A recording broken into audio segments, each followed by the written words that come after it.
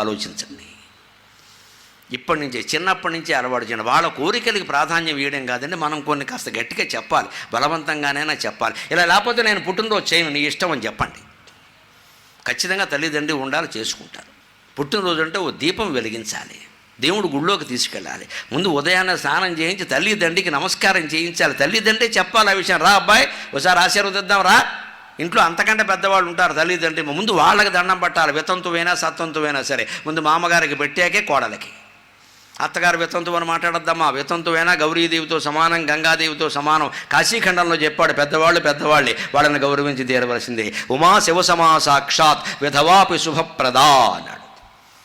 వితంతువైనా సరే అంతవరకు ముత్తైదువుగా ఉంది, భర్తకి పిల్లలకి సేవలు చేసింది. ఆవిడ బతుకున్నంతకాలం ఉమా శివసమా సాక్షాత్. స్కాంద పురాణంలో వ్యాసుడు చెప్పిన మాటది. ఉమాదేవితో సమానం, పార్వతీదేవితో సమానం, మీరు అవమానించకండి అని చెప్పాడు. ఇంట్లో పెద్దవాళ్ళు ఉంటే వాళ్ళకే ముందు దండం పెట్టించాలి. మామగారు ఆశీస్సులు, అమ్మమ్మగారు ఆశీస్సులు, తర్వాతే వీళ్ళు. తర్వాత దేవుడి దగ్గర దీపం పట్టించాలి. వీలైతే గుళ్ళోకి తీసుకెళ్ళు, 10 రూపాయలు అక్కడ దక్షిణ వేయించు, ప్రదక్షిణం చేయించు, ప్రసాదం పెట్టించు, కొత్త బట్టలు కట్టుకునే వెళ్ళండి. అప్పుడు ఇంటికి తీసుకురండి. కావలసిన వాడికి ఏదో విందో వినోదమో కావాలంటే చేయండి. అది కూడా ఎలా చేయాలి, ఏం చేస్తున్నాం ఇవాళ? కేకులు కోసి ఆంగ్లమున కేకలు వేయగానే ఎలా? ఆ కేకు ఎక్కడో తయారైంది. ఆ మాట కూడా తెలుగు మాట కాదు, ఇంగ్లీష్ మాట. అది పట్టుకుని పోయడం, ఆ కత్తితోనే నోట్లో పెట్టడం, రేపు నీ నాలుగు కోసేస్తానన్నట్టుగా.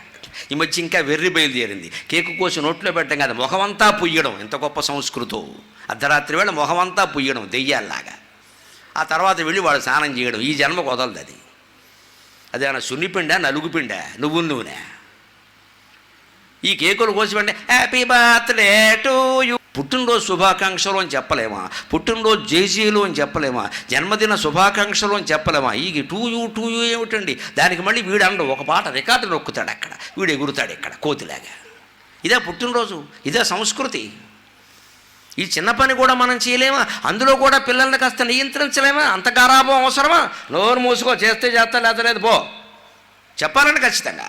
మన తిథులు, మన పంచాంగం, మన నెలలు మనం వదిలేసి వాళ్ళ డేట్లు పాటిస్తూ, వాళ్ళ పిండి వంటలు తింటూ, వాళ్ళ కేకు మనం మూతికి పావుకుంటూ, భారతీయ సంస్కృతి అంటే ఎక్కడి నుంచి ఉంటుందమ్మా సంస్కృతి? కేకులు కోసి ఆంగ్లమున కేకెలు వేయగనేల తీయనవు పాకము కోసి ముక్కలను పంచగలేరుకో.